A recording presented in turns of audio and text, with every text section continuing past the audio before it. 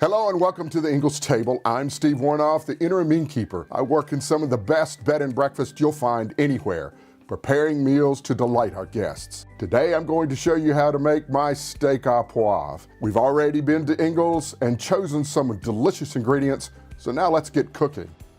So I've got all my ingredients from Ingles to include our wonderful tenderloin steaks, which are about 1 inch to 1.5 inches thick. So to prepare these, the steak au poivre, it's really nice and peppery and has a wonderful, wonderful sauce that goes over it in the finish. But first what we want to do is take fresh peppercorns, a couple tablespoons ought to do it for 4 steaks, and in a mortar and pestle, or if you have a nice spice grinder, you can grind them up, but make sure it's coarse, not fine. So what we want to do is crush these up to a really nice coarseness. And you'll find this dish comes together really quickly. So after you have the peppercorns just nice and a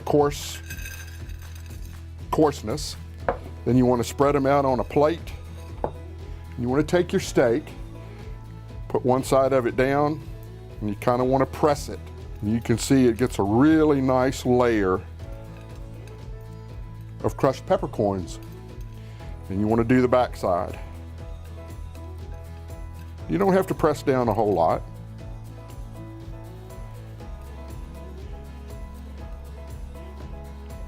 And the last one. So next what we're going to do is pan sear our steaks. And we want to put them into a little bit of olive oil and a little bit of butter because that gives the olive oil a little bit more of a high heat temperature, or would be able to withstand a higher heat temperature. And so we'll sear these off. A little bit of olive oil and a couple pats of butter. Kind of swirl that around a little bit and let it get nice and melted and incorporated. And one of the reasons that we want to get the pan really nice and hot is because we want to sear these steaks. And we want to bring them to a medium rare usually, and that takes about 4 minutes per side. And that'll give you really nice medium rareness in. But it also sears on the very top of it, and it will sear in all the nice juices and flavors of the tenderloin steak. So I think we're ready to go here. So when you add your steaks, you want to see that it gives a nice little sizzle.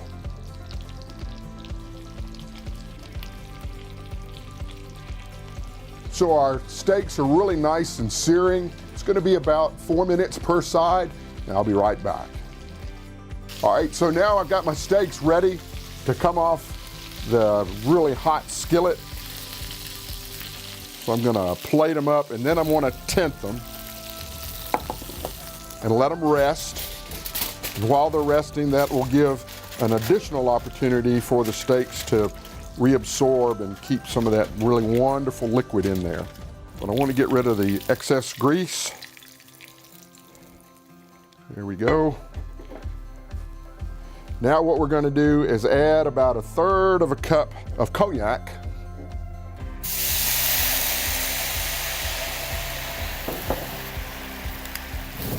And we're going to let that fire up for you right there. And what it's doing is burning off the alcohol, but it's leaving the really fine taste of the Cognac behind. Once that's burned off really nicely, and you have some of the peppercorns that are down in there, you want to add about 1 cup to 1.5 cups of heavy cream.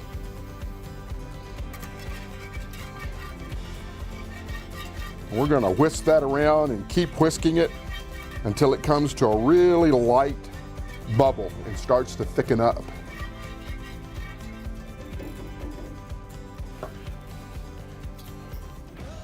We want to add a little, maybe just a crack or 2 of pepper and a crack or 2 of sea salt.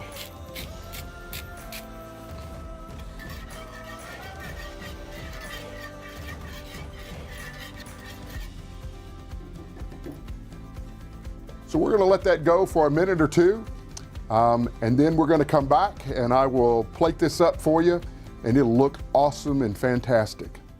So I've just finished up with my steak au poivre and have it right here on the serving plate, but there are several really nice wines that pair greatly with this dish. The first one that I have is called a Barbera, and it is really light in its complexity. It's a medium heavy wine, not too sweet, because you don't want it too sweet to offset your steak. The next one is a Beaujolais, and the Beaujolais, you see the really nice, deep, rich color. Again, a medium-bodied wine. And the last one is a Tempranillo.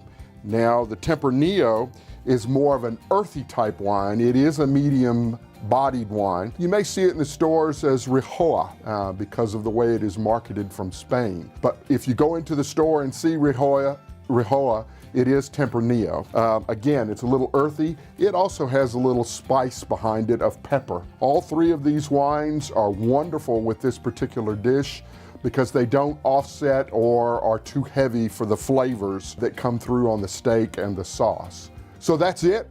If you want to find out about this recipe, please go to the Ingles table for more recipes and tips and tricks, and we'll see you next time.